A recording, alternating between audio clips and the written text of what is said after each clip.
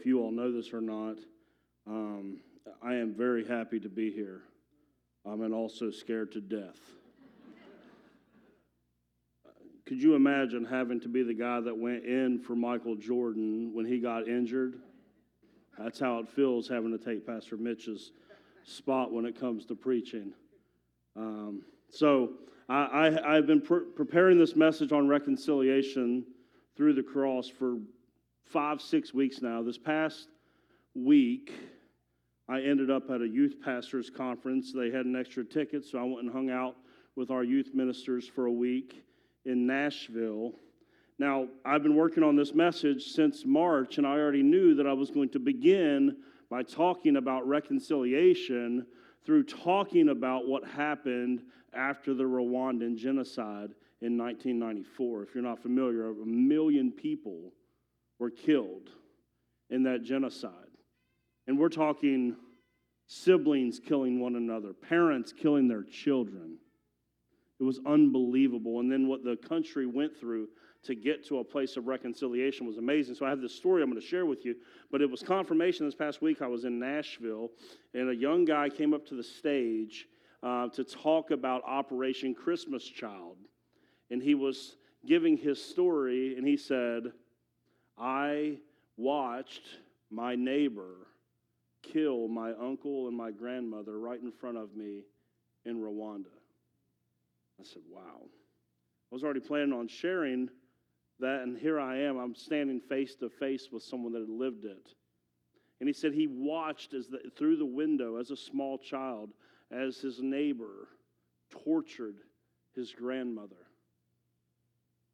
And he watched them beat her to death.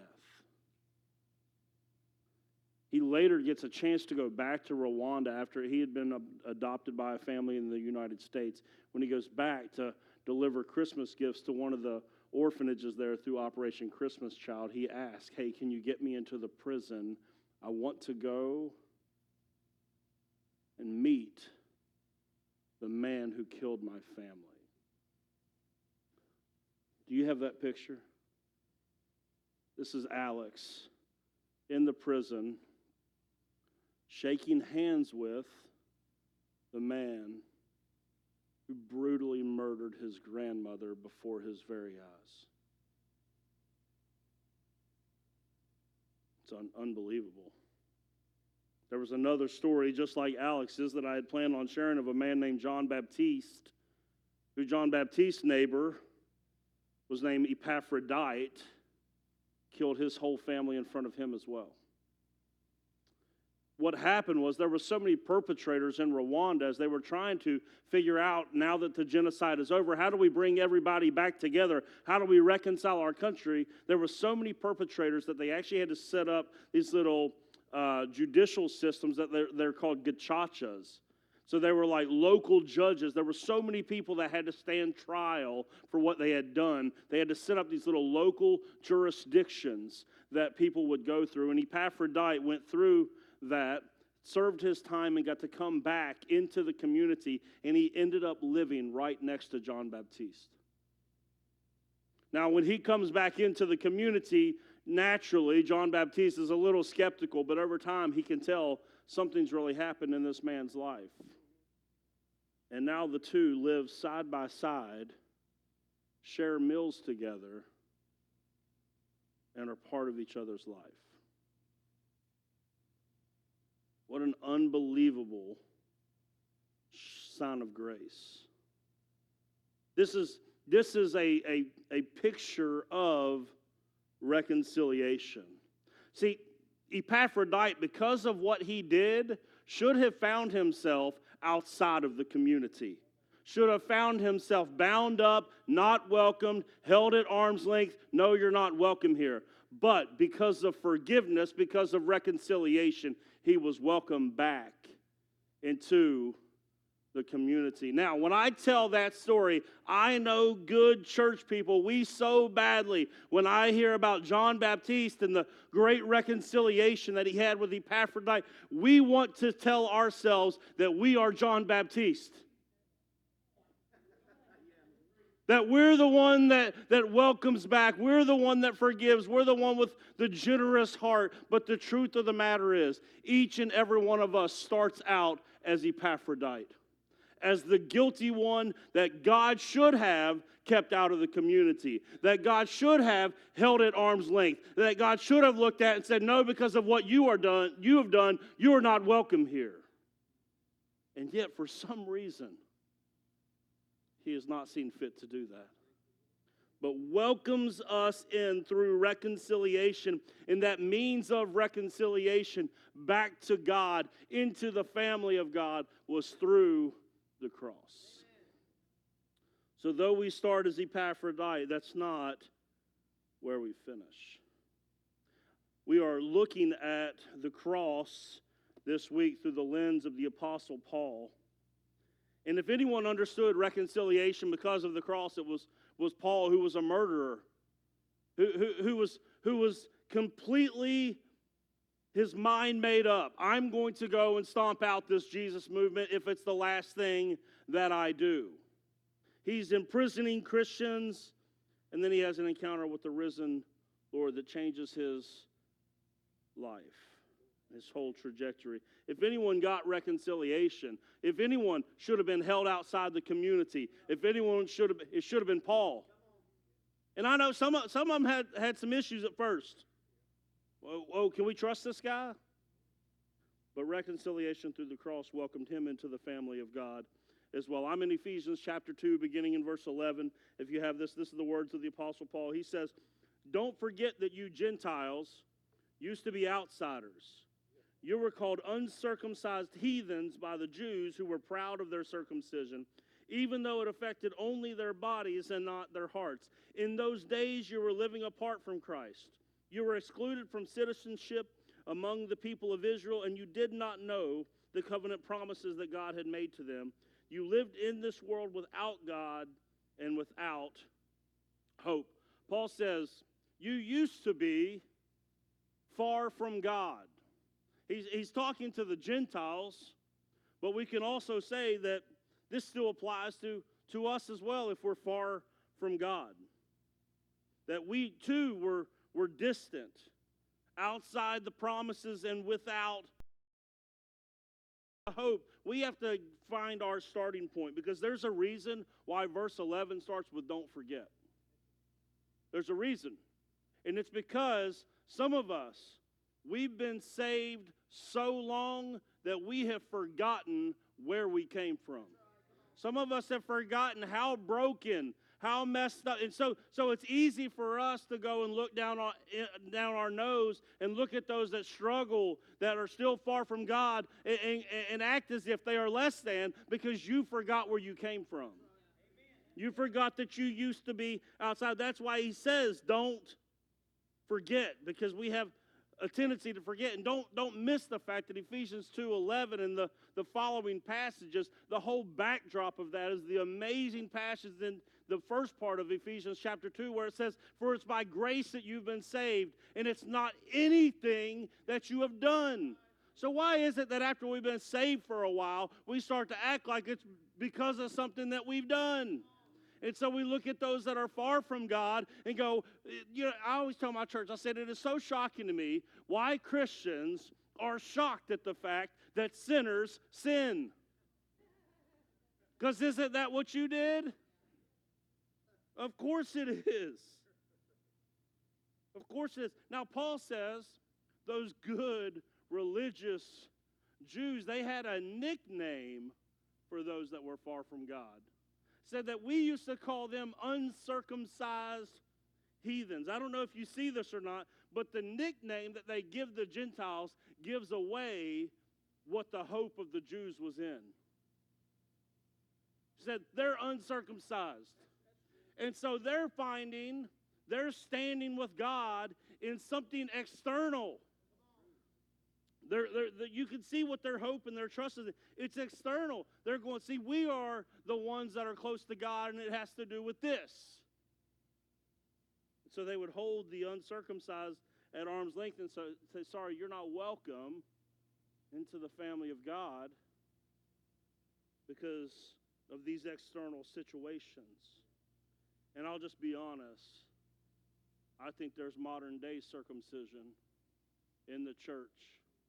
These external things that we hold up to God and go, see, this is what makes me right with you. This is what has welcomed me in. I think church attendance has become the modern day circumcision. I think our giving can sometimes become the modern day circumcision. I think serving can become the modern day circumcision. I think doing your morning Bible study can become the modern day circumcision if those are the things that you were trusting in to save you. If you're trusting in anything. Now listen, is church good? Absolutely. Should we give? Should we serve? Should we have our quiet time? Absolutely. But if you're trusting in those things to save you, you're putting the cart before the horse. Because listen, only faith in Jesus can save you. Only faith. That's what welcomes us in. Listen, there was one time early on in ministry, I was at a ministers' conference over in Kentucky. And throughout the day, the church that was hosting was having their people share their stories. This older lady steps forward, and she tells about her history of 4 decades of teaching Sunday school in the local church. And she said it just like this. She said, I taught Sunday school for 40 years, and then I got saved.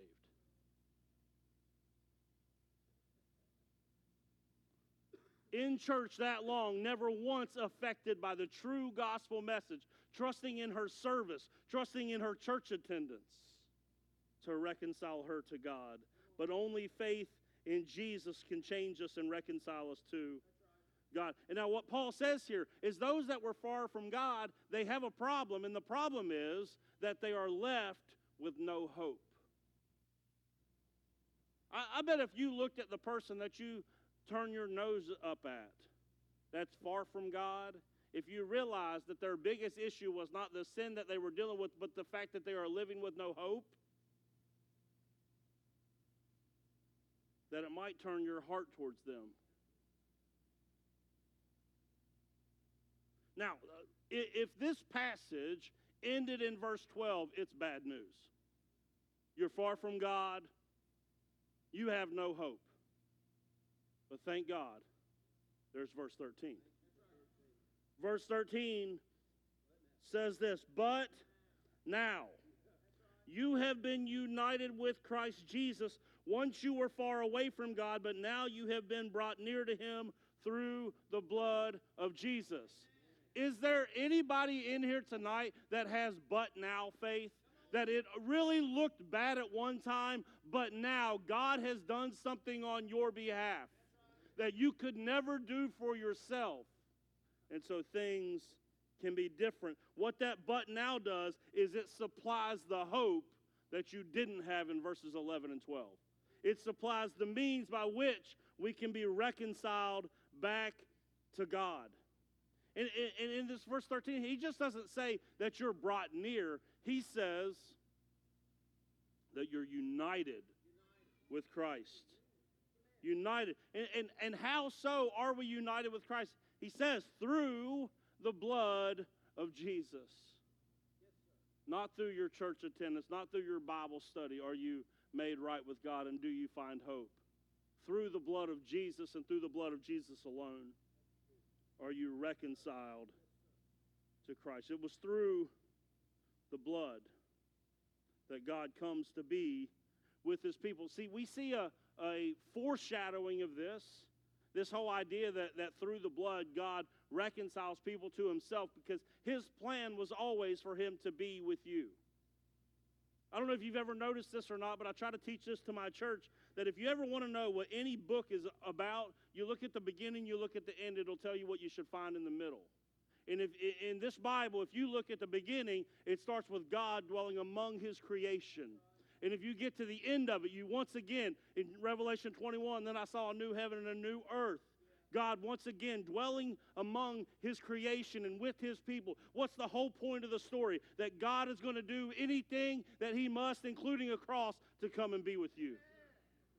He will let nothing hold him back from being with you. And so So it had to be through the blood. That's what we see in the foreshadowing of the Passover story. It was through the blood of the lamb and the death of the firstborn that got Israel into a place where God could come and dwell in their midst. And that's what he always longed to do. Reconciliation was always the plan. Verse 14 says this, "For Christ himself has brought peace to us. He united Jews and Gentiles into one people when in his own body on the cross, he broke down the wall of hostility that separated us." So not only does it give us hope, but it also tears down barriers. Reconciliation through the cross tears down barriers. Where there used to be enmity, there now can be peace. It says Jews and Gentiles, the dividing wall has been broken down and they become one in Christ. They're now one. So there's no more, sorry, you're this type of person, you're this type of person, we're keeping you at arm's length, you don't deserve in here, God should have said no to you. There's none of those barriers. Last September, my wife and our family, we took a sabbatical from church. In the final week of our sabbatical, we got onto the largest cruise ship in the world. And it sounds nice until you remember that the largest cruise ship in the world comes with the largest amount of people on one boat that you've ever seen. And not only do we have our two kids who have never seen anything like this, we got to deal with everyone else's kids too.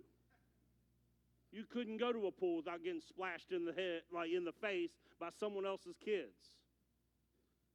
So as our kids got more comfortable as the week went on, we started to give them a little bit of freedom. We'd say, hey, we're going to go down here to the adults only section. And y'all can go ride the water slides. Just come check in with us every once in a while. But I thought, man, the adult only section was my favorite part of that whole vacation. Because it kept my kids away and it kept y'all's kids away too. And I thought having that barrier there was fantastic on a cruise. But in the kingdom of God, there's no barrier. The two people, the Gentiles and the Jews, have been made one in Christ. Here's the other thing that Paul says here in this passage is that reconciliation, it's not just vertical. This is how sometimes we go, oh, it's just about me and my personal relationship with the Lord. But what we see in this passage is reconciliation does not just result in peace with God, it results in peace with others. It's not just vertical. Reconciliation is also horizontal. You know what I'm saying? Let me give you a real life example. I'm a father. You are not good with me if you ain't good with my kids. Right? You treat my kids poorly, you can't, I don't care how many songs you sing about me, how many times you show up at my house with an offering. If you're not good with my kids, you're not good with me. That's good. Come on. Listen, I'm a dad. I've held a grudge on an 8-year-old before. Okay? You're not good with me if you're not good with my kids. Jesus' reconciliation through the cross doesn't just make you good with God, it's going to make you good with your neighbor. And if it's not also doing that, we need to go and revisit verse number 1. We need to start over if that's not what's happening, because we should have peace with God, we should have peace with others. Verse 15. He did this by ending the system of law with its commandments and regulations. He made peace between Jews and Gentiles by creating in himself one new people from the two groups. Through Jesus, Paul tells us that God is now going to do what the law was always powerless to do. To tear down the dividing wall and to create new creations. What the law could not do. He's saying now that everyone that was far away has now been able to be brought near. They don't have to be held at arm's length anymore. He also shares here, he says, and what's happening, it's not about you. It's not about what you've done. It's not about, you didn't get reconciliation because you're so good. You didn't get admittance into the family of God and brought back into the community after you were a perpetrator, after you were the guilty party. That didn't happen because of you. That happened because of him. It wasn't because you could follow the rules so well.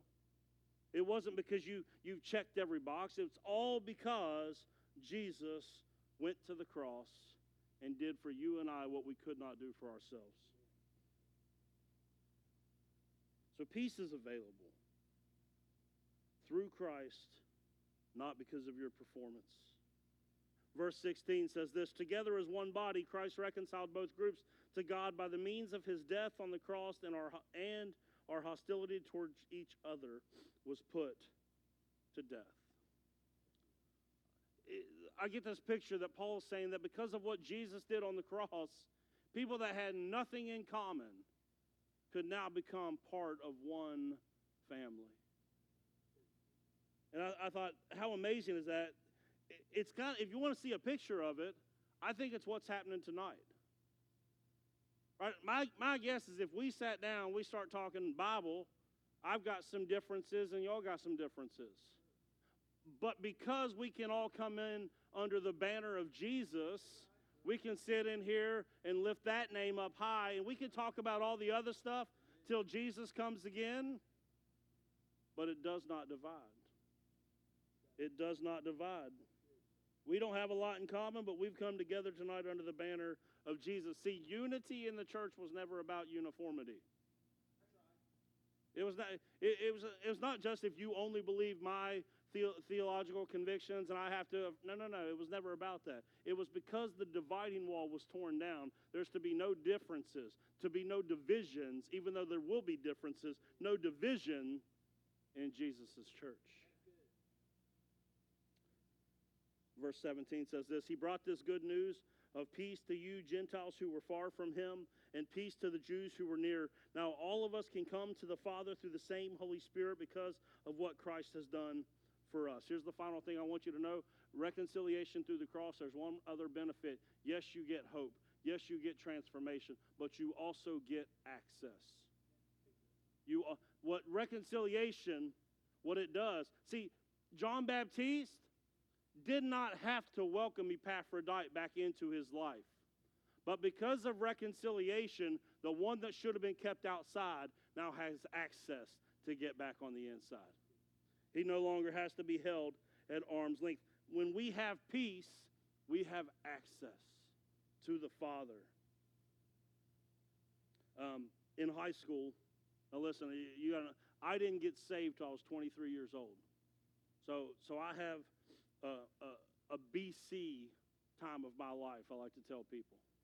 So I remember one time in high school, BC days, so don't judge me. Don't send Pastor Mitch an email. There was a party going on, and I wanted to go to this party. The problem was the two guys that were throwing the party were two guys that for some reason I made fun of mercilessly in high school. I don't know what it was. They were upperclassmen. They were perfectly decent people. I get it. But I was not good to them. And they were friends with my friends, but we were not friends. And they're throwing this party on the weekend. And I said, hey, let's just drive up there. And y'all tell them I'm in the car and see if they'll let me come in. Because they already said to our mutual friends, don't bring Scott up here. So I said, let's just go try. They ain't going to say no if I'm in the car. I drive up in the car. They go inside. They come back out. They said, you can't go in there. You're not allowed in there. So I had to sit in the car while everyone else went to the party. Because I didn't have peace with those guys. I didn't have access to those guys. Here's the funny thing. When I got to college, I became really good friends with both of those guys and got invited into their house multiple times. Because as soon as there was peace, then there was access. And as soon as there's peace with you and God, now all of a sudden there's access to God. And he puts his spirit within you so you don't have to go through anything alone. Never once will you have to walk through a moment of your life without the Lord. Because once you have peace, now you have access. Because that's what reconciliation through the cross does. It means that you can put, like when me and those guys, when we reconciled, when we said, let's get rid of the enmity between us, we put the past behind us, that's what God is able to do with you because of the cross. He can put your past. Maybe you're holding on to your past, but let me tell you, He's not. He's not holding on to your past to hold it over your head to make you feel shame and guilt for it. He's let go of your past. It's time for you to let go as well. So here's what I love about this message of reconciliation through the cross. And this is where I kind of want to land the plane. Is what I saw was because of the reconciliation of the cross, it means those of us that used to be far from God, we now have a Father and we now have a family. We now have a Father, we now have a family because of what Jesus did on the cross. And He welcomes you into that family, no matter how far you've ever been from God, no however many times you've messed it up, made a mess of things. He welcomes you into His family, and you get to call Him Father. And that's what reconciliation through the cross has done for every single one of us. So tonight, Pastor Paul said he believes that God is going to do something in your life every night. I believe it too. I believe for some in this room right now, you need to find peace with God. Some in this room right now, you need to find peace with someone in your life. The vertical side might be going good, but maybe the horizontal needs something, and you need to find peace with someone else. Or maybe you just needed to be reminded tonight that you have a Father who loves you and is there with you. He's not going to turn His back on you because He's a better Father than I am. And even when my kids blow it, I don't tell them to move out of the house. I don't tell them I'm finished with them. And if that's me, and I depending on who you ask, I'm definitely not the world's greatest dad. But if I treat my kids like that, that's definitely how God